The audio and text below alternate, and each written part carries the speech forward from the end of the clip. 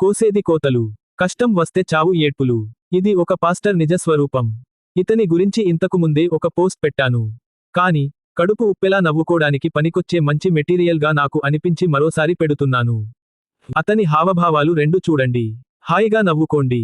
నవ్వు ఆరోగ్యానికి ఎంతో ఉత్తమమైన ఔషధం.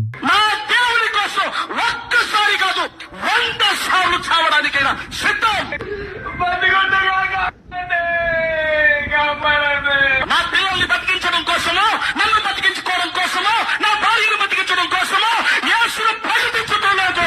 అనేకులను ప్రభు కోసం బ్రతికించడానికి క్రీస్తును ప్రకటించే బృహత్తరమైన బాధ్యత దేవుడు నా బుధ స్కంధాల మీద పెట్టాడు. అందుకే చావు అంటే భయం లేదు.